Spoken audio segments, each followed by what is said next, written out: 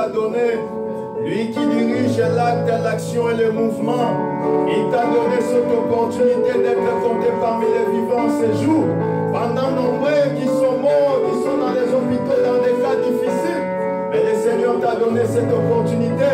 Tu vas les louer, tu vas l'adorer. Nous savons qu'il nous a gardés, nous a protégés selon il est écrit. C'est lui qui veille sur Israël au sommet, il est dehors. C'est Dieu là te garde et te protège encore une fois de plus. Élève ta voix et bénis ce grand Dieu, il est merveilleux. J'ai béni ton grand nom, qui est comparable à toi, le Seigneur Dieu vivant. Qui peut me garder si ce n'est toi? Tu m'as gardé en me donnant la vie au Seigneur. C'est pourquoi je loue et je glorifie ton grand nom dans ma vie. Que ton nom soit glorifié pour la vie que tu as accordée à mon frère, à ma soeur. Nous sommes comptés parmi les vivants ce jour. Pendant que plusieurs personnes ont cherché à voir ce jour, mais ils n'ont pas pu. Mais par ta grâce au Seigneur, tu m'as donné cette opportunité. C'est pourquoi je bénis ton nom. C'est pourquoi je t'élève au-dessus de tout.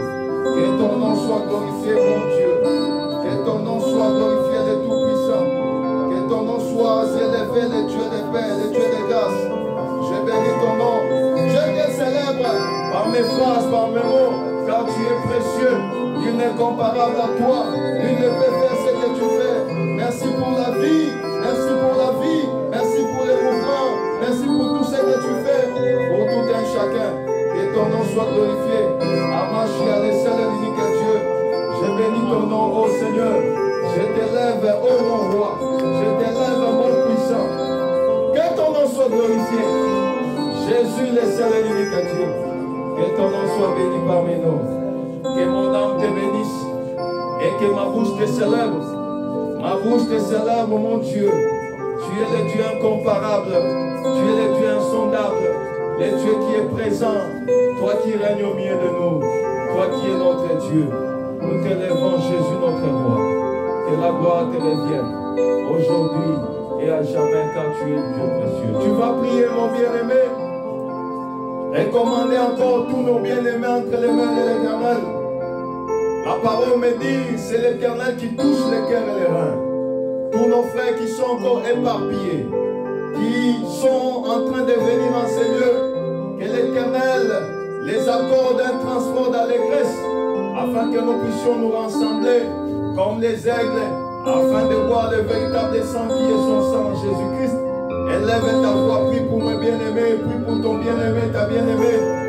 Au nom de Jésus, je prie pour mon frère, ma soeur. Je prie pour tous nos bien-aimés. Seigneur, c'est toi qui diriges l'acte, l'action et le mouvement. C'est toi qui touches les cœurs et les reins. Je recommande mon frère, ma soeur, entre tes santé divinement.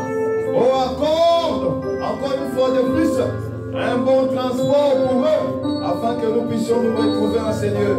Et élever ton grand nom. Que ton nom soit béni, Jésus. Sois élevé, mon roi. Sois élevé, le Tout-Puissant, le puissant de Jacob. Que ton nom soit glorifié à jamais. Au nom de Jésus. Tu vas prier encore une fois de plus, bien-aimé. Recommander ce mois que nous avons commencé le mois de mars entre les mains de l'Éternel. Nombreux nous avons commencé avec eux cette année. Certains sont appelés maintenant feu.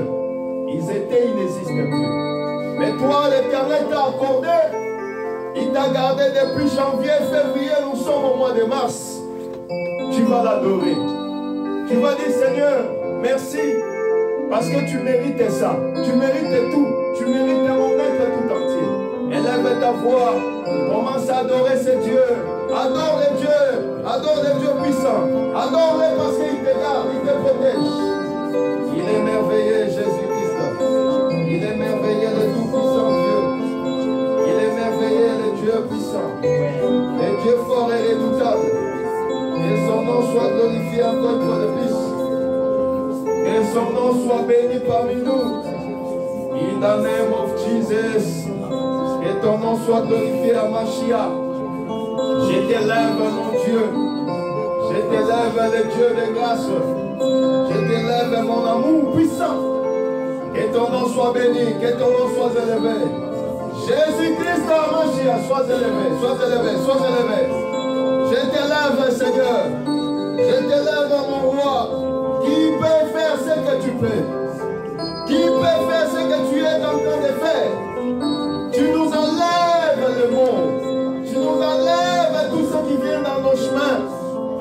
tu puisses nous garder. C'est que tu tiens par ta main, personne ne peut les ravir. C'est pourquoi je bénis ton grand nom, comme il est écrit, mon rédempteur est vivant, il s'élèvera les derniers. Lève-toi pour la vie de tout un chacun. Pour la gloire de ton nom, Mashiach. Nous te bénissons, Jésus-Christ.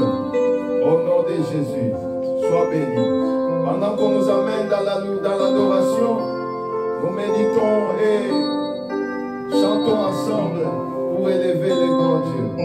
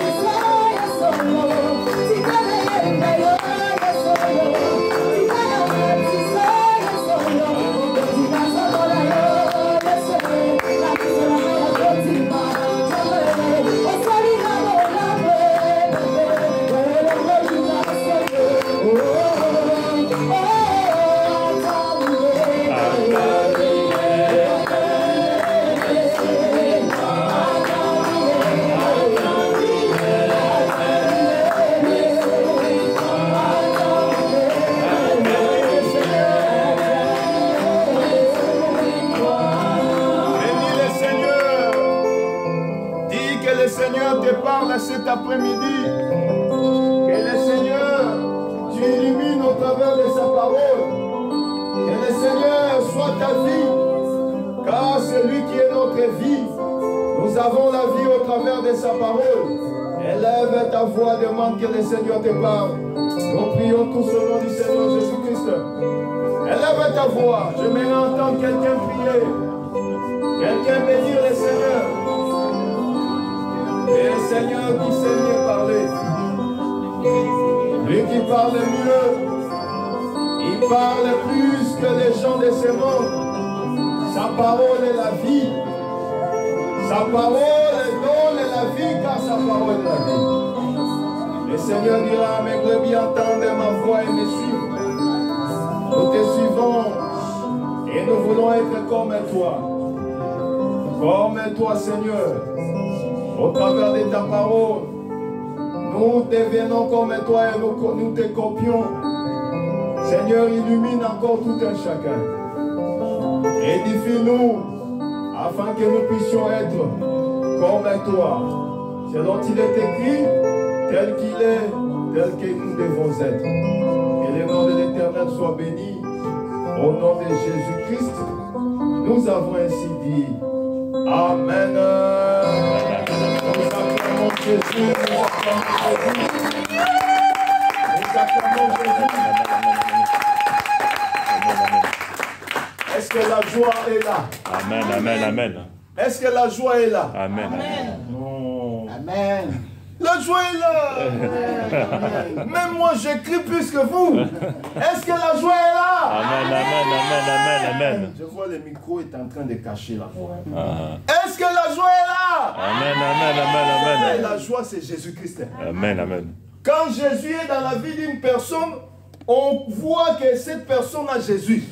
La personne n'est plus comme ça. Attends pour le Seigneur. On n'est pas des prêtres catholiques, excusez-moi. Est-ce que la joie est parmi nous? Amen, amen, amen, amen, amen, amen.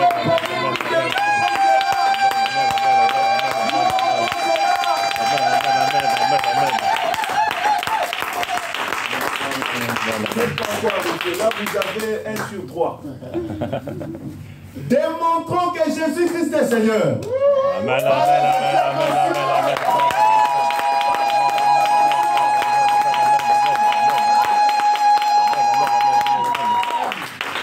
Excusez-moi, nous sommes tous en Jésus-Christ. Il n'y a pas de tribu, il n'y a pas de race, mais écoutez, je rentre un peu en arrière. Est-ce qu'il y a des balouba ici? Est-ce qu'il y a des balouba? J'aimerais qu'un vrai Moulouba fasse des kangoubila au nom de Jésus-Christ. Ah, voilà. Est-ce qu'il y a les Bakongo ici? Amen. Un vrai Moukongo pousse un peu les cris de joie au nom de Jésus-Christ. Est-ce qu'il y a les Bétés, les Ivoiriens? Est-ce qu'ils sont là? Vous savez, les Ivoiriens dans la chair ne voient rien. Mais nous sommes les vrais Ivoiriens en Jésus-Christ. Nous voyons les aigles. Un vrai Ivoirien de Jésus-Christ acclame pour la gloire de Jésus.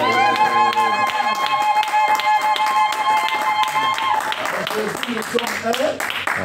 Et un vrai saint puisse crier de joie pour la gloire de Jésus-Christ.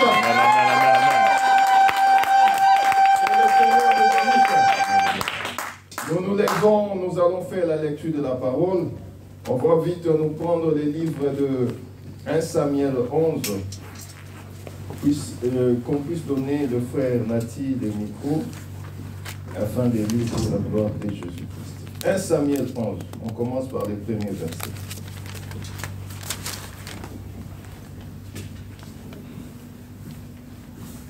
Samuel 11. Le micro est là, s'il vous plaît.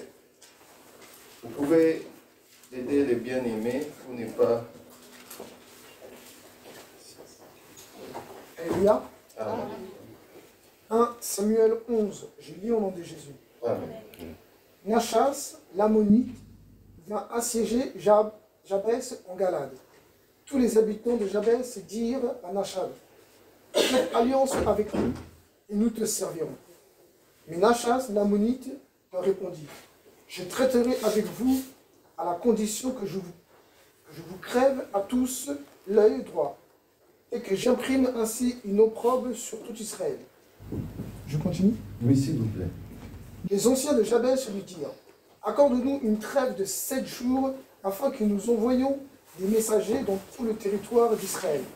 Et s'il n'y a personne qui nous secourt, nous nous rendrons à toi. 4. Les messagers arrivèrent à Gibéa de Saoul et dirent ces choses aux oreilles du peuple. Et tout le peuple éleva la voix et pleura. 5. Et voici Saoul revenait des champs, derrière ses bœufs. Et il dit, qu'a donc le peuple pour pleurer? On leur raconta ce qu'avaient dit ceux de Jabès. 6. Dès que Saoul eut entendu ces choses, il fut saisi par l'Esprit de Dieu et sa colère s'enflamma fortement. 7. Il prit une paire de bœufs et les coupa en morceaux, qu'il envoyait par les messagers dans tout le territoire d'Israël en disant « Quiconque ne marchera pas à la suite de Saoul et de Samuel aura ses bœufs traités de la même manière. » La terreur de l'Éternel s'empara du peuple qui se mit en marche comme un seul homme. 8. Saoul en fit la revue à Bézek. Les enfants d'Israël étaient 300 000 et les hommes de Juda 30 000. Ils dirent aux messagers qui étaient venus, vous parlerez ainsi aux habitants de Jabès en Galade. Demain, vous aurez du secours. Quand le soleil sera dans la chaleur, les messagers portent cette nouvelle à ceux de Jabès qui furent remplis de joie. Et qui dirent aux Ammonites, demain, nous nous rendrons à vous et vous nous traiterez comme bon vous semblera. Fini par 11 le lendemain. 11. Le lendemain, Saoul divisa le peuple en 3 corps. Ils pénétrèrent dans le camp des Ammonites à la veille du matin et ils battirent jusqu'à la chaleur du jour. Ceux qui échappèrent furent dispersés et il n'en resta pas deux ensemble. Que le Seigneur ajoute de la bénédiction à la lecture de la parole. Nous pouvons nous mettre.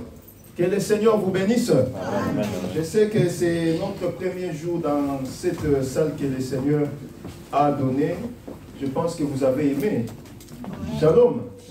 Je vois que vous êtes dispersés, donc vous êtes à l'aise par rapport à la salle que on était avant, n'est-ce pas?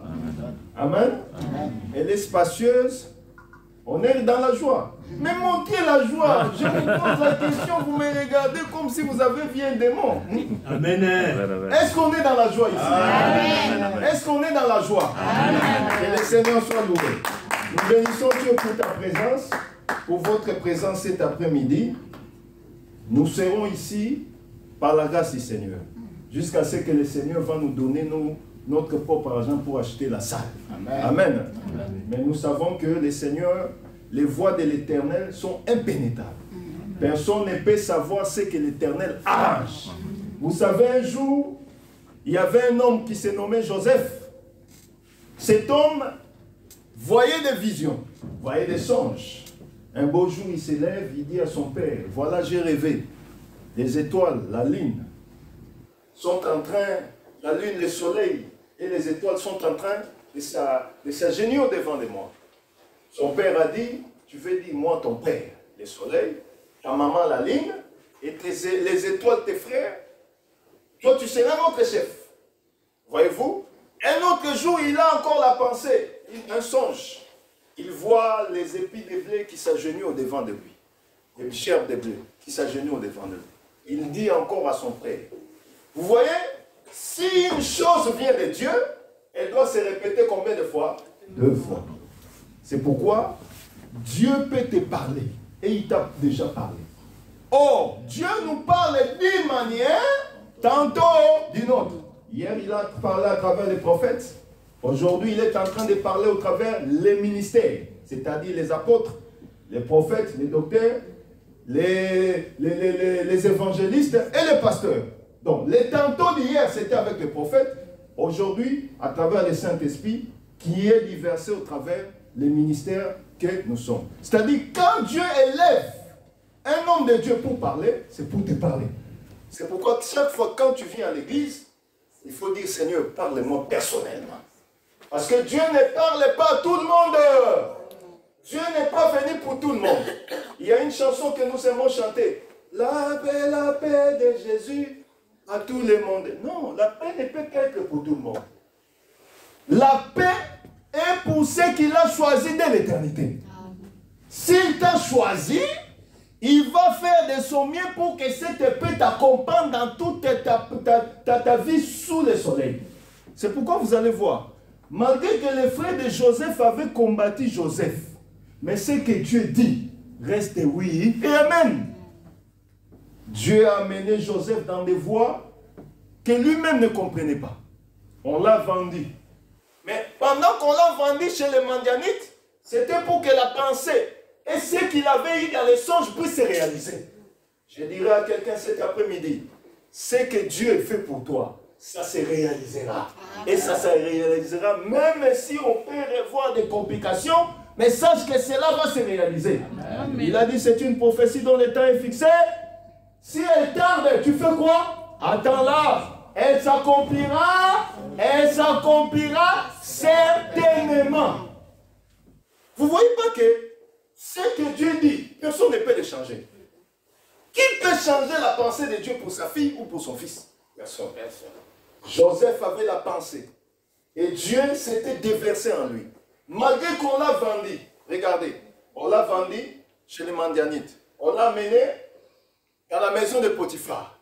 La femme de Potiphar a cherché à contrecarrer la pensée que Dieu avait mise dans Joseph. Mais comme Joseph connaissait ce qu'il était, il a fui. Sa femme est venue. Mon mari, moi, nous allons jouer l'ingay. Les boniches que tu as pris, les domestiques que tu m'as pris, il a cherché à me violer. Il dit, moi, si à mon tour. Vous voyez? Le mari a dit, ah, ma femme, on l'a mis en prison. Or, en prison, c'était pour que la prophétie aussi puisse s'accomplir. En prison, il est, ah, mais Seigneur, qu'est-ce que ma vie? Mes frères m'ont vendu. Ici aussi, je viens travailler, je n'ai rien fait de mal. On m'a mis en prison. En prison, c'est pour que la pensée de Dieu se réalise. Il y a eu des personnes qui ont eu là, des songes. Il a interprété. Quand il est sorti du songe, il a raconté cela au pharaon. Qu'est-ce que le pharaon dit? Ramenez-moi cet homme-là. Regardez, quelqu'un qu'on a vendu. Mais il s'est retrouvé dans la cour du roi, dans la maison du roi, pour les songes. Frère bien-aimé, Dieu peut t'amener dans des chemins difficiles. Mais sache que ces chemins difficiles, c'est pour que ce qu'il a arrangé pour toi puisse s'accomplir. C'est pourquoi il ne faut jamais baisser les bras. Ne perds pas espoir. Toi qui es en France, la France t'appartient. Toi qui es en Europe, l'Europe t'appartient. Ne vois pas ce qui se passe aujourd'hui. Vous savez, on a un langage qu'on dit, ah, pote baby pour ce bébé. Parce que tu es l'enfant de Dieu, la promesse est avec toi, cela doit s'accomplir au nom de Jésus-Christ. C'est pourquoi ce n'était qu'une façon de vous dire, ne baissez pas les bras. Ici, dans le livre de 1 Samuel 11, on est en train de nous parler d'une histoire. Nachash, l'Ammonite. Nachash, c'était un roi des Ammonites. Pour connaître qui sont les Ammonites, on doit retourner en arrière. Parce que la parole, on ne peut pas la parler ainsi. Il faut seulement suivre la règle qui dit ce qui a été, c'est ce qui sera. Or, pourquoi on nous parle de Nachash l'Ammonite? Ce dernier est venu dans la ville de Jabès. Parce que Jabès, c'était la capitale de Galate. Vous savez, quand Israël était en train de prendre des villes, il a conquis des villes et des villes. Et d'autres Israélites habitaient dans Galate, la capitale qui est Jabès. Et Nachash, le roi des Ammonites, il arrive. Et comme ils étaient dans l'impuissance, ils ont voulu faire un deal. C'est-à-dire un arrangement. Ils ont dit non, toi, viens régner sur nous. Domine sur nous. Mais ce dernier, comme il était puissant, il a dit, je vais dominer sur vous. À une seule et unique condition, que je puisse vous trouver l'œil droit. Est-ce que vous voyez la chose? Donc, je vais régner sur vous. Mais vous devez accepter que vous tous dans le pays, dans la ville, que je puisse vous trouver l'œil droit. quand les gens écoutaient cela, que nous devions sans œil droit. Ils ont dit, ok, donne-nous 7 jours. Après 7 jours, tu vas revenir. Ensuite, on va te dire. Ces derniers ont commencé à pleurer. On va rester avec un œil. Dieu nous a créés avec des yeux. Comment cet homme, un infidèle, vient nous trouver l'œil droit? Ils ont commencé à pleurer. Et ils ont envoyé les messagers dans les autres tribus d'Israël. Pendant qu'ils sont arrivés, ils ont donné la nouvelle. Et Saoul était là. Il a entendu. Alors Saoul a pris un bœuf. Il les a divisés en morceaux. Il a envoyé à tous les tribus. Il a dit, allez raconter ceci. Comme j'ai fait ainsi avec le bœuf. Le peuple qui ne va pas se lever pour aller monter contre Nachash l'Ammonite ou contre les Ammonites, son sort sera ainsi. Voyez-vous?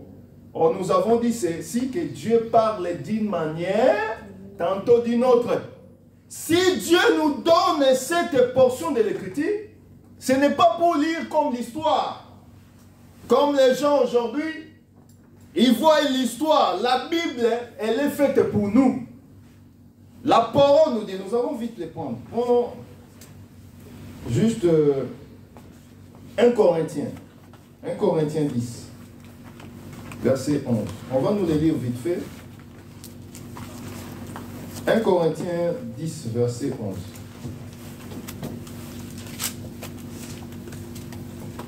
Vous avez les micros à côté. 1 Corinthiens 10, verset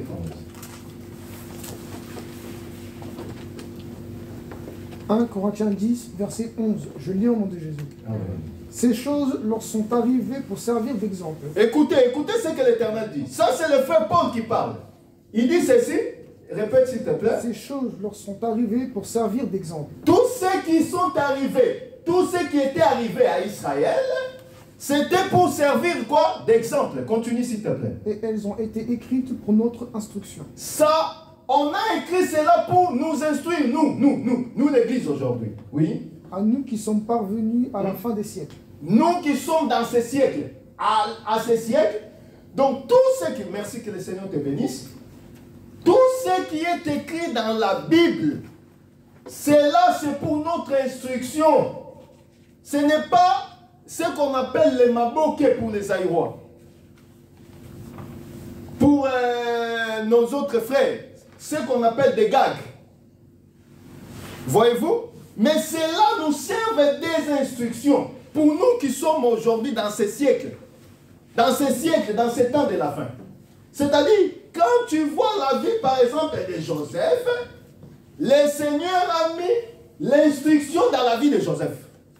Si tu vois la vie de David, tu dois connaître que dans la vie de David, il y a l'instruction que l'Éternel a mis là-bas. C'est pourquoi aussi, dans ce livre de 1 Samuel 11, il y a l'instruction que l'Éternel veut nous donner. Le peuple qui était assis. Or, vous allez remarquer, pour connaître un peu les noms, parce que nous devons connaître l'origine de chaque chose. En Israël, le nom a une signification. Quand on donne un nom, on sait que ce nom signifie X, signifie Y. Voyez-vous? Or, Nachash, l'origine de ce nom, ou la signification de ce nom, veut dire serpent. Voyez-vous? Donc, vous voyez qu'un homme qui s'appelle Nachash, c'est un serpent. Mais ce serpent vient pour dominer sur Jabès. Or, la définition du mot Jabès, en hébreu, cela signifie sec. Est-ce que vous voyez la chose? Amen. Sec, c'est quelque chose qui est desséché. Là où il n'y a pas la vie. C'est une terre. Voyez-vous? On va en revenir. Mais remarquez, Nachash, qui est nommé, qui signifie serpent, il a une origine qui est dans la Bible. Nous allons voir cela dans la vie de Lot. Remarquez ceci. Le Seigneur a visité Lot. Il est venu dans Sodome. Parce que Sodome était une ville où il y avait réellement toutes les abominations. Aujourd'hui, s'il y a les Woubi, vous connaissez les Woubi? Vous connaissez les Woubi ou pas? Oui. Mais vous êtes là. Vous connaissez les Woubi ou pas? Oui. Les deux fois. L'esprit des deux fois vient de Sodome et Gomorrhe. À Sodome, il y avait les Woubi, les deux fois. Hier, nous étions chez Papa Simon. Directement, il y a un de ses amis, il a mis un clip comme ça. Et ses amis ont dit, mais qui nous met les Woubi comme ça? Voyez-vous, déjà c'est l'abomination. Mais dans Sodome, les gens avaient l'esprit de Woubi.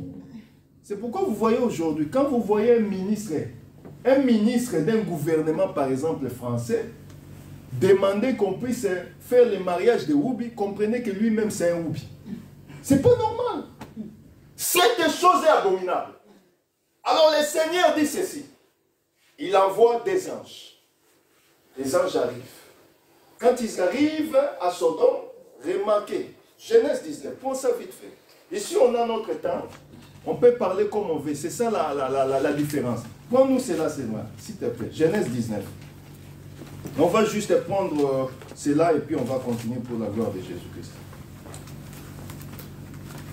Prends juste le verset 30. Genèse 19. Je commence par le verset 30, s'il te plaît. Genèse 19, verset 30. Je lis au nom de Jésus. Oui, allume ton micro, apparemment c'est pas lui-même. Ah, ok, ça c'est bon. Allô? Ça c'est rouge. Allô? Oh, vas-y. Apparemment il faut... Regarde un peu pour augmenter le volume, s'il te plaît. Je lis. S'il te plaît. Lot quitta Tsoar pour la hauteur et se fixa sur la montagne avec ses deux filles, car il craignait de rester à Tsoar. Il habita dans une caverne, lui et ses deux filles. L'aîné dit à la plus jeune, « Notre père est vieux, et il n'y a point d'homme dans la contrée pour venir vers nous, selon l'usage de tout le pays. Viens, faisons boire du vin à notre père et couchons avec lui, afin que nous conservions la race de notre père. » Elles firent donc boire du vin à leur père cette nuit-là, et l'aîné alla coucher avec son père. Il ne s'aperçut ni quand elle se coucha, ni quand elle se leva. 34. Le lendemain, l'aîné dit à la plus jeune, « Voici, j'ai couché la nuit dernière avec mon père, faisons-lui boire du vin encore cette nuit, et va coucher avec lui, afin que nous conservons la race de notre père. » Elles firent boire du vin à leur père encore cette nuit-là. Et la cadette alla coucher avec lui, il ne s'aperçut ni quand elle se coucha, ni quand elle se leva. 36. Les deux filles de Lot devinrent enceintes de leur père. L'aînée enfanta un fils qu'elle appela du nom de Moab. C'est le père des Moabites, jusqu'à ce jour. Voilà, le père de quoi? Répète s'il te plaît. L'aînée enfanta un fils qu'elle appela le nom de Moab. Oui. C'est le père des Moabites, jusqu'à ce jour. Et 38. oui. La plus jeune enfanta aussi un fils qu'elle appela du nom de Ben-Ammi. C'est le père des Ammonites jusqu'à ce jour. Voilà. Vous avez vu l'origine du roi Nachash? Il est sorti de l'inceste des filles de Lot. Voyez-vous? Mais remarquez ceci. Nous avons dit tout à l'heure que tout ce que l'Éternel fait dans la parole, c'est pour nous instruire. Comment Dieu peut parler de l'inceste dans la parole? Voyez-vous? Mais revenez, nous revenons pour dire ceci. Dans les livres de Genèse 2, et Genèse 19, verset 2, vous remarquerez, il est dit ceci. Les deux anges arrivèrent à Sodome vers le soir. Lot était assis à la porte de la ville. Quand Lot les vit, il se leva pour aller les rencontrer, et se prosternant le visage contre terre. Remarquez ceci que c'est l'abomination qui se faisait à Sodome qui a fait que le Seigneur puisse envoyer les deux anges.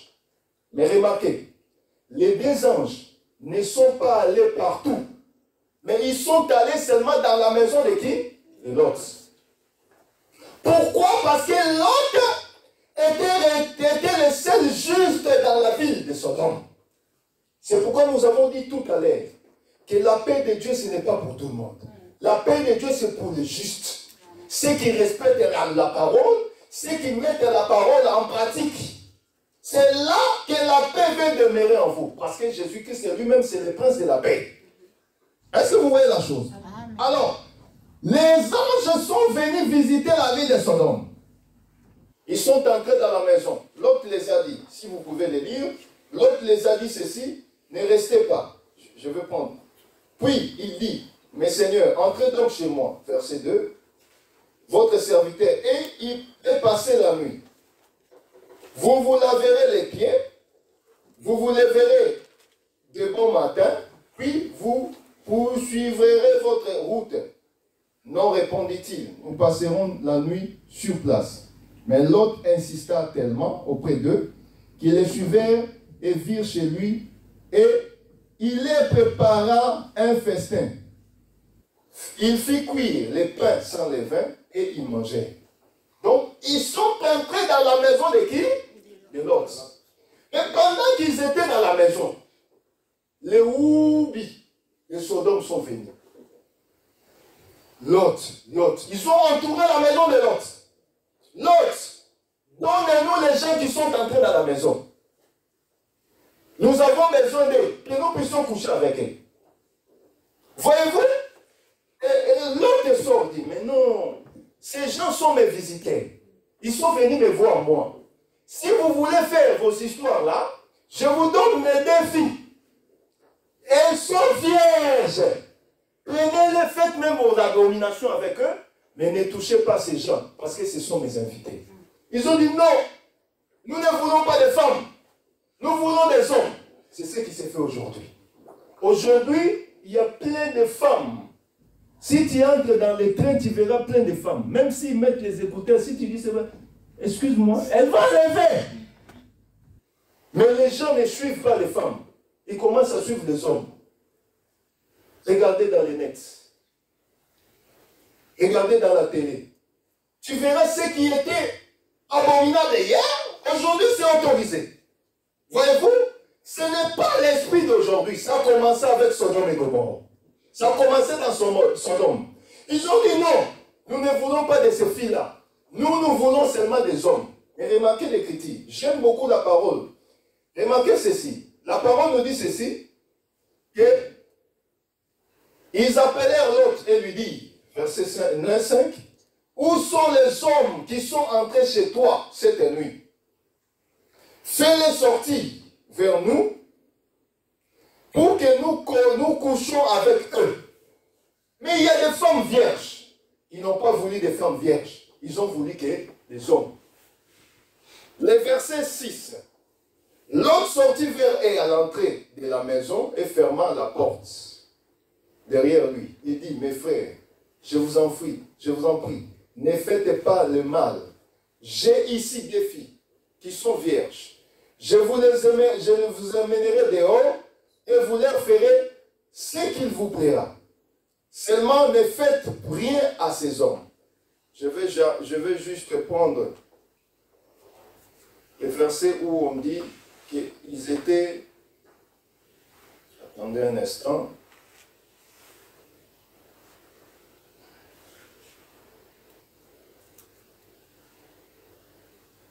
Voilà.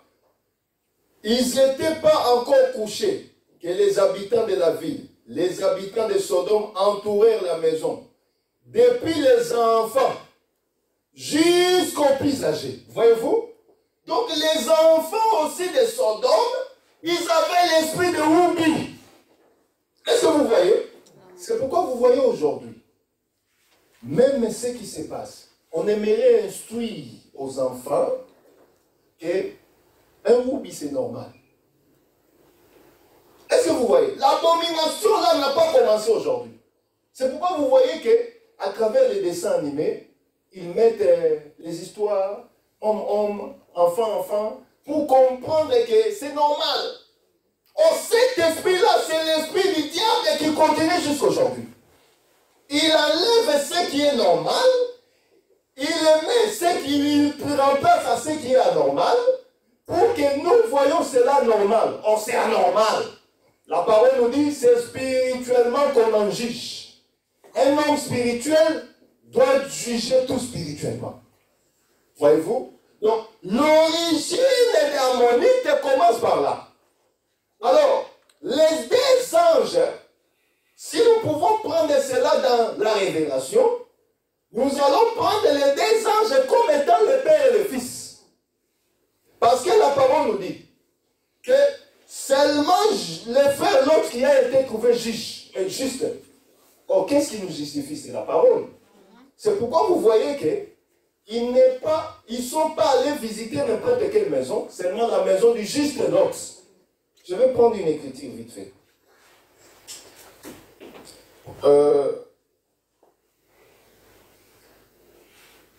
Le bien-aimé peut nous aider. 2 Jean 1, verset 9. On l'évite comme ça.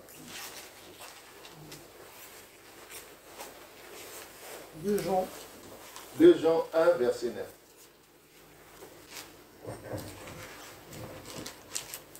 De Jean 1, verset 9. Je lis au nom de Jésus. Amen.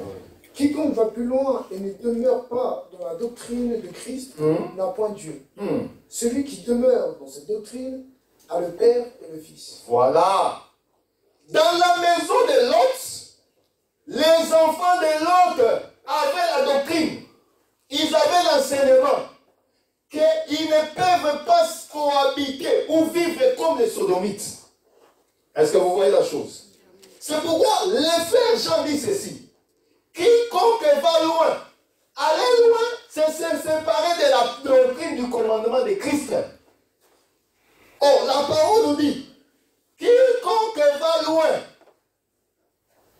et qui ne confesse pas la même doctrine, il n'a pas le Père et le Fils. Oh, ces deux personnes, ces deux anges, c'est le Père et le Fils qui sont venus visiter la maison de l'autre. Oh, en ayant le Fils et le Père, on a la vie. Est-ce que vous voyez la chose? C'est pourquoi ils étaient sauvés, parce qu'ils sont le Père et le Fils. Oh, le Fils et le Père, c'est ça réellement notre enseignement. Oh, le Père et le Fils, c'est le vrai enseignement que nous devons avoir. C'est pourquoi les filles de l'autre, ayant le Père et le Fils dans la maison, l'enseignement, ils ne pouvaient pas vivre comme les sodomites. Parce que vivre dans Sodome et être vierge, c'est impossible. Est-ce que je me fais comprendre? C'est impossible. C'est pourquoi vous voyez, même aujourd'hui, excusez-moi de le dire, pour voir une fille vierge jusqu'à l'âge avancé, c'est difficile. Parce que le monde est mélangé. Les sodomites sont partout. Voyez-vous? Mais dans l'enseignement, quelqu'un qui vit dans l'enseignement, il dira non. Moi, celui qui va me marier doit réellement se profiter de mon corps. Voyez-vous? Donc, c'était ainsi, ils avaient la doctrine de Christ en eux. Est-ce que vous me faites comprendre? Amen. Alors, ils sont sortis. Alors, les anges ont dit, sortez de la maison. Montez vers la montagne. Parce qu'aujourd'hui, nous allons brûler cette vie. Parce que l'abomination a dépassé son terme. Ils sont sortis. En sortant, ils sont allés se cacher dans la caverne. Mais remarquez ceci.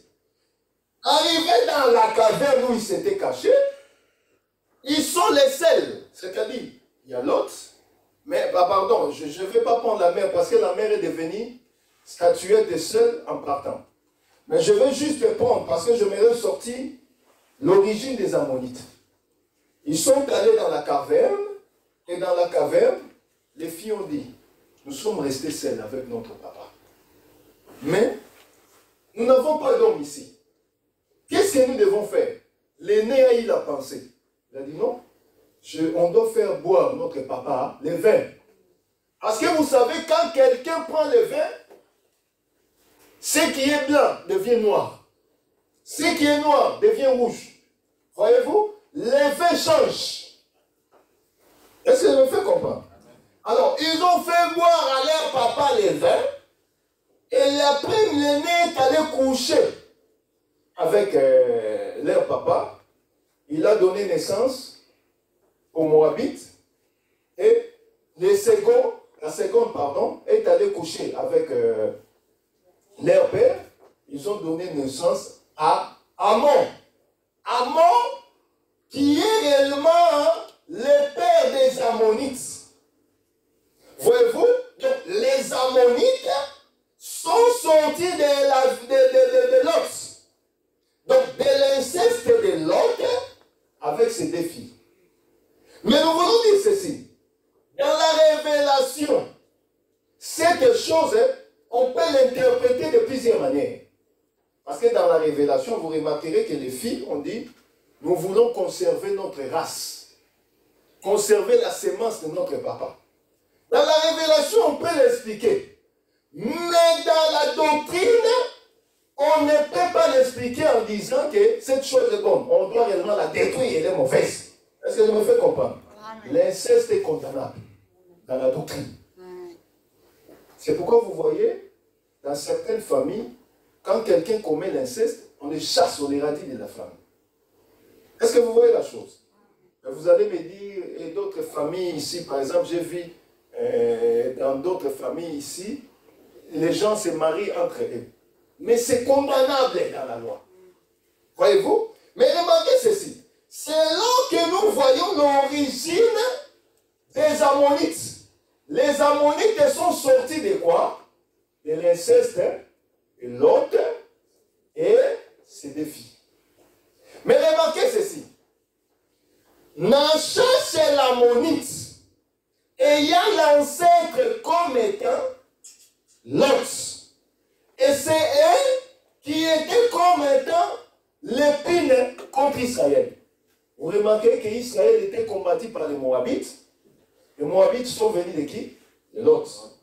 Moab qui est de Lot. Les Ammonites aussi, ils étaient pareils. Donc, ils sont venus pour réellement mater sur Israël. Or, nous avons dit tout à l'heure que parler de Nachash, Nachash veut simplement dire serpent. Or, les serpents, quand il s'est présenté en Éden, devant Adam et Ève, son problème était quoi? De mater sur eux, dominer. Or, pour dominer, on domine par quoi? La parole. Est-ce que vous voyez la chose? Il est venu, est-ce que l'Éternel avait réellement dit? C'est pourquoi vous allez remarquer aussi que dans la parole, on peut bénir, tout comme on peut aussi maudire. L'Écriture dira, la vie et la mort sont au pouvoir de la langue. C'est pourquoi nous descendons dans la doctrine pour dire ceci, que, étant enfant de Dieu, nous devons toujours parler de bonnes choses. Il faut être le prophète de sa vie. Parce que ce que tu dis, c'est ce qui va t'arriver. Quand tu confesses de bonnes choses pour ta vie, ces choses vont réellement se matérialiser aussi. Voyez-vous, il y a des gens qui disent, ah, moi je suis venu accompagner les gens ici. Ce que tu dis, c'est ce qui va t'arriver. Tu es venu accompagner personne. Comme tu es né, ce jour-là, même si vous êtes des jumeaux, vous ne pouvez pas sortir à la même instant. Il y a le premier qui sort, un deuxième ensuite. Donc même ton jumeau n'est pas venu t'accompagner. Est-ce que vous voyez la chose? Il faut se dire, je suis venu accompagner personne. Donc moi j'ai mes promesses que le Seigneur a mis en moi, et ces promesses vont se réaliser parce que je ne suis pas n'importe qui. Est-ce que vous voyez la chose? Il faut se dire chaque jour, quand il te réveille le matin, je ne suis pas n'importe qui. Je suis l'enfant béni de Dieu. Est-ce que vous voyez la chose? Mais tu vois quelqu'un, qui m'a maudit. Oh, mais c'est lui-là qui t'a maudit. Parce qu'un enfant de Dieu n'est pas maudit. Le Seigneur l'a déjà béni. Est-ce que vous voyez la chose? Donc nous voulons te dire ceci que Nachash est venu par la parole. Il veut dominer. Le diable est venu dominer Adam et Ève au travers de la parole. Donc parce que il représente Satan. Il représente le diable. Donc Nachash, il représente le diable qui vient dominer au travers de la parole. Or, le monde entier, la création, a été faite aussi par la parole. Est-ce que je me fais comprendre? Amen. Le Seigneur dira que la lumière soit. Et que la lumière fut. Mais remarquez, la ville de Jabès, nous avons dit tout à l'heure, veut simplement dire les secs. Or, le troisième jour de la création, quand l'Éternel est arrivé pour créer le troisième jour, qu'est-ce qu'il avait dit? Nous pouvons le prendre, frère Nati. Genèse, s'il te plaît. Genèse 1, verset 9.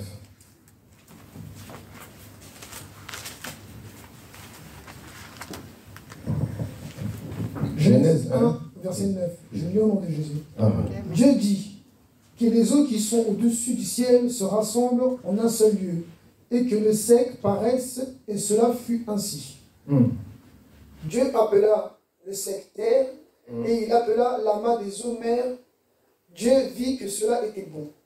Puis Dieu dit que la terre produise de la verdure, de l'herbe portant de la semence, des herbes fruitiers. On peut se limiter là. Remarquez que le troisième jour, nous voyons que le Seigneur a parlé. Premièrement, qu'est-ce qu'il a dit? Que le sec apparaisse. Voyez-vous? Donc, nous avons vu qu'il y a eu les eaux. Premièrement, le sec est sorti de quoi? Les eaux, n'est-ce pas? Oui. Donc, il y a d'abord les eaux qui sont rassemblées. Et dans ces eaux-là, nous voyons que le sec est sorti. C'est pourquoi dans les livres d'Apocalypse 17, verset 15, on peut le lire vite fait, vous allez comprendre ceci, que les eaux représentent les peuples. Apocalypse 17, verset 15, on peut le prendre vite fait. Les eaux représentent, va vite s'il te plaît. Apocalypse 17, verset 15, au nom de Jésus. Amen. Et il me dit, les eaux que tu as vues, sur lesquelles la prostituée est assise, ce sont des peuples, des foules, des nations et des langues. Voyez-vous que les peuples, ça compose les eaux. Mais dans les eaux là, nous voyons que le sec est sorti. Or, le sec, c'est ça la ville de Jabès. La ville de Jabès ne pouvait pas cohabiter comme les autres. L'Écriture même dira dans Matthieu 6, vous êtes une ville placée sur une haute montagne. C'est que la ville, ça représente aussi les peuples. Au parler des peuples, nous voyons aussi que c'est une personne. Est-ce que je me fais comprendre? Shalom l'église. Prends Jérémie 1. Vous n'aimez pas qu'on parle toujours des versets. Ils disent, nous prenons les versets pour qu'on ne puisse pas dire, mais il a ramassé la chose où? Jérémie 1. Jérémie 1, 18. On va expliquer juste cette chose. Ensuite, on va continuer pour la gloire de Jésus. Jérémie 1, verset 18. Au nom de Jésus. Amen. Voici, je t'établis en ce jour sur tout le pays, comme une ville forte. Voilà. Colonne de fer et un mur d'airain. Jérémie prophétise que la ville, c'est la personne. J'ai t'établi. Répète un peu s'il te plaît. Vous voyez? Voici, je t'établis. J'ai t'établi. Sur tout le pays. Sur tout le pays. Comme une ville forte. Comme une ville forte. Est-ce que vous voyez la chose? Donc la ville, ça représente aussi une personne. Donc je dirais à quelqu'un que tu es une ville. Donc la ville de Jabès, que Nachash, les serpents est venu dominer, c'est toi. Tu peux t'asseoir mon bien-aimé. Donc, Nachash, qui signifie serpent, en venant dominer la ville de Jabès, on ne voit pas Jabès comme étant ville, mais on voit Jabès et toi. Comme une personne. Est-ce que vous voyez la chose? Oh, donc le diable a pour mission de venir te dominer. Mais il est venu dominer à travers la parole. C'est pourquoi nous disons aussi dans ce temps, le diable, il domine par la parole. C'est pourquoi tous les marabouts qui étaient hier marabouts, aujourd'hui ils sont maintenant des pasteurs. Tous les comment on les appelait? Les tradipraticiens, ils ne sont plus, ils sont transformés en pasteurs, en prophètes. C'est pourquoi il faut toujours, la parole nous dit, éprouver tout esprit. Pour savoir que si celui-ci vient de Dieu ou pas. Parce que on va me charger. Si tu peux voir deux ou trois personnes sur le château rouge, là, ils te donnent des papiers. Mais la plupart de ces praticiens, des marabouts, ils sont devenus des pasteurs, des prophètes. Parce qu'ils ont copié. Ils viennent que par la parole. Or, l'Écriture nous dit, les diables se déguisent aussi en anges des lumières. Comme la parole est lumière, lui aussi se transforme en lumière. Comme il y a de vrais pasteurs, il y a aussi de faux pasteurs. Voyez-vous? Mais c'est avec le Saint-Esprit qu'on pourra connaître que celui-ci est un faux, celui-ci est un faux. Donc, les diables viennent dominer la vie qui est toi. Parce que les eaux là, c'est aussi Abraham. Parce que vous allez comprendre que dans Abraham, c'est la provenance de toutes les tribus. Est-ce que je me fais comprendre? Donc, en étant réellement la vie de Jabès, nous avons dit que la vie de Jabès, c'est toi et moi. Ça représente l'Église. Mais l'Église est sortie. Elle est sortie des peuples. Elle est sortie des nations. Elle est sortie des langues, des tribus. C'est pourquoi un enfant de Dieu ne peut pas vivre comme tout le monde. Est-ce que vous voyez la chose? Un enfant de Dieu ne peut pas vivre comme toutes les personnes. Parce qu'elle, c'est une race à part. C'est une ville de Jabès. Une ville que le Seigneur a mis à côté. Il ne peut pas le mélanger. J'aime bien dire ceci, que Dieu, il n'est pas mon Congo pour mélanger les sakamadesu ou faire les sakamadesu. Mélanger les pondous avec l'haricot. Brandon aime bien ça, regarde comment il rit. Dieu n'est pas mon Congo pour mélanger la chose. Dieu n'aime pas mettre les enfants, ses propres enfants, en mélange. Il y a beaucoup de témoins. Il amène Israël en Égypte. Est-ce qu'ils habitaient avec les Égyptiens? Est-ce qu'ils habitaient avec les Égyptiens? Il les a mis où? À côté, à gauche. Ils ne mélangent pas. Or, mettre à côté, c'est ça réellement, ne pas mélanger avec les autres. Les autres qui sont les tribus, qui sont les peuples, Dieu met son peuple à côté pour que son adoration soit pure et sincère. C'est pourquoi vous voyez que tout le peuple avait peur d'Israël. Ils craignaient parce qu'ils savaient qu'ils ont un Dieu puissant, un Dieu fort, un Dieu redoutable. Je te dirai aussi, toi étant la ville de Jabès, tu es un Dieu fort, un Dieu redoutable. Seulement, quand Nachash vient pour dominer, toi il faut crier. Israël avait crié. Le peuple avait crié. Ils ont pleuré. Mais pourquoi toi tu ne pleures pas? Pourquoi tu n'écris pas? Or, crier, c'est s'adresser vers l'Éternel. Est-ce que tu me fais comprendre? Pleurer, c'est pleurer vers l'Éternel. Parce que le pleurer, c'est aussi la prière. Tu pleures vers ton Dieu. Seigneur, voilà cet homme incirconcis. Il veut me trouver l'œil. Il veut réellement me trouver l'œil. Mais je te demande que tu viennes agir. Je te demande que tu agisses. Que je puisse quitter cette situation. Que tu fasses quelque chose dans ma vie. C'est pourquoi, enfants de Dieu, frères, sœurs, il faut toujours crier. Ne lâche pas, ne croise pas les bras. Crie vers ton Dieu pour que le Seigneur puisse donner sa délivrance et que la ville ne soit pas prise par la chasse. Les diables ne se lassent pas. Tant que tu es sous le soleil, il t'attaquera toujours. Mais toi aussi, persévère dans la prière. L'instruction que nous voulons tirer, c'est nous devons persévérer. Quelles que soient les multiples attaques du diable, quelle que soit la situation chaotique que tu es en train de vivre, il faut toujours multiplier, persévérer. Est-ce que vous voyez la chose? Les diables te combattent. Comme la nature aussi te combat. Aujourd'hui, on est là, la pluie. Si tu te mets dehors, tu vas te mouiller. En te mouillant, tu vas tomber malade.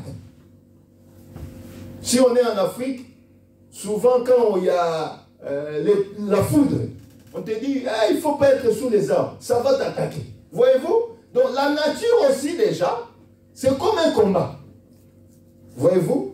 Mais le diable aussi, il ne peut pas te laisser. Quand tu vois qu'un jour ça va, sache que demain il cherchera des voies pour te mettre KO. Mais toi, ne te lasse pas. Il faut persévérer comme les gens de Jabès.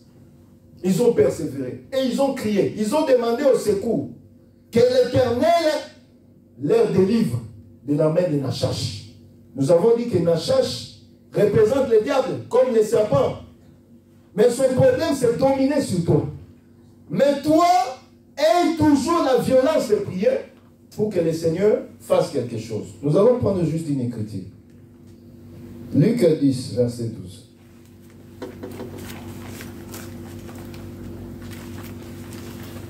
Luc 10, verset 12.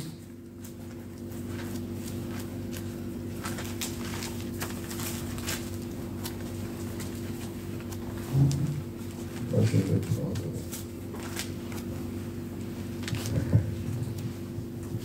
Luc 10, verset 12. Je lis au nom de Jésus. Amen. Je vous dis qu'en ce jour, Sodome sera traitée moins rigoureusement que cette ville-là. Malheur à toi, Charazim. Malheur à toi, Bethsaïda. Car si les miracles qui ont été faits au milieu de vous avaient été faits dans Tyr et dans Sidon, il y a longtemps qu'elles se seraient répandues en prenant le sac et la sonde. Bon, on se limite là. Je veux juste prendre Philippiens. Ensuite, on va clôturer par là pour continuer. Philippiens 3, verset 8. On va clôturer par là pour la gloire de Jésus-Christ. On va continuer prochainement. Philippiens 3, 8. Verset 8. Je lis au nom de Jésus. Amen. Et même je regarde toutes choses comme une perte, à cause de l'excellence de la connaissance de Jésus-Christ mon Seigneur, pour lequel j'ai renoncé à tout, et je les regarde comme de la boue, afin de gagner Christ. Voilà. Là, c'est le frère Paul qui dit aux Philippiens. Il dit que, et même ceux que j'ai regardés, je les ai considérés comme une perte. À cause de l'excellence de la connaissance de Jésus-Christ, mon Seigneur. Il a renoncé à tout. Est-ce que vous voyez la chose? Shalom l'église. Il a renoncé à tout cela.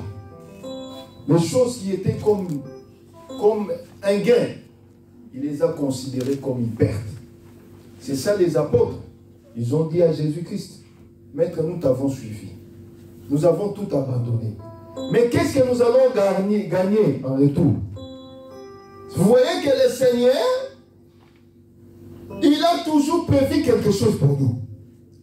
Mais nous devons réellement renoncer.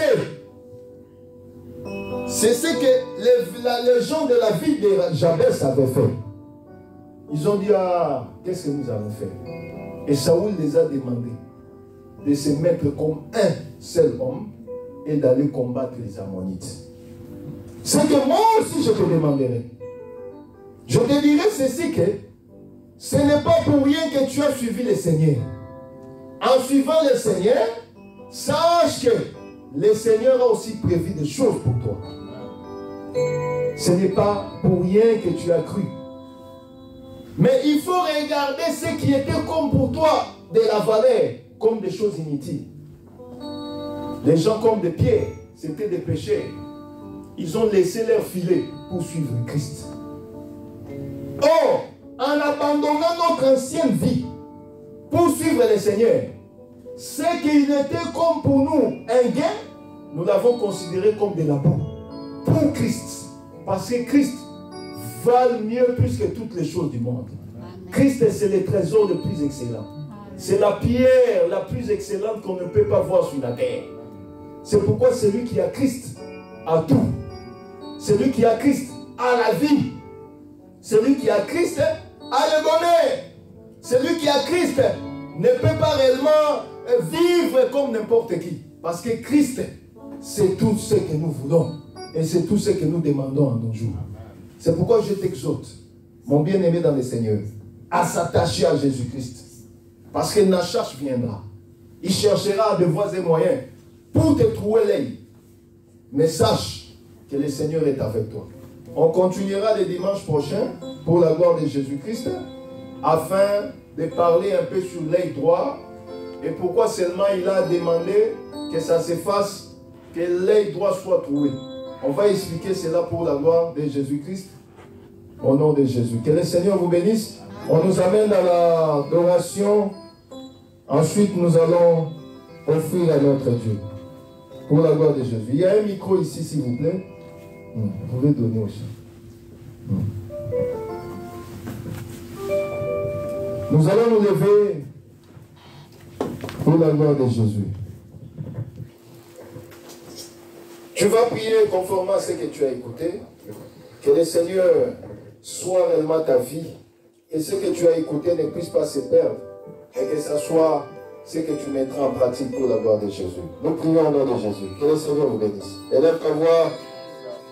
In the name of Jesus. I command your people in your hand. Seigneur, laisse que nous puissions mettre ces paroles en pratique. Que nous puissions vivre cela au nom de Jésus. Libre de toi, Seigneur. Libre de toi, Seigneur. Libre de toi. Libre de toi. Libre de toi, Seigneur. Nous chantons ensemble. Libre de toi, Seigneur. Libre de toi, Seigneur. Libre de toi. Libre de toi. Libre de toi, Seigneur. Libre de toi, Seigneur. Libre de toi, Seigneur. Libre. Oh, libre de toi. Libre de toi, Seigneur. Libre de toi, Seigneur, Papa. Libre de toi, Seigneur, Papa. Libre de toi. Commence à élever ta voix. Nous prions, nous prions, nous prions. Bénis ce Dieu-là. Qu'il soit près de toi. Qu'il te libère. Qu'il te touche. Au nom de Jésus. Oh, mais ça dans l'unique Dieu. Qui entend et qui écoute nos prières. Je bénis ton nom,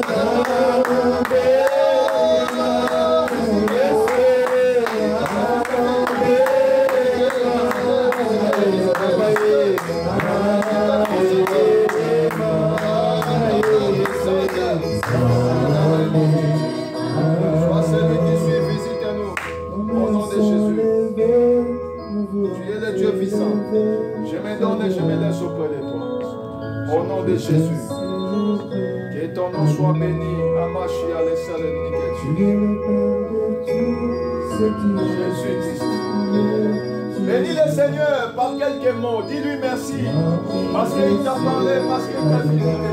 Oh, nos mains sont levées, nous voulons t'élever, t'adorer, Papa, te célébrer. Oh, tu es le Père de tous ceux qui le Fils, son Dieu, tu es Dieu, Papa, tu remplis les cieux demain. Que le Seigneur nous bénisse. Nous allons prier pour les offrandes. Seigneur, je bénis encore tout un chacun. Mon frère qui a la pensée de t'offrir cet après-midi.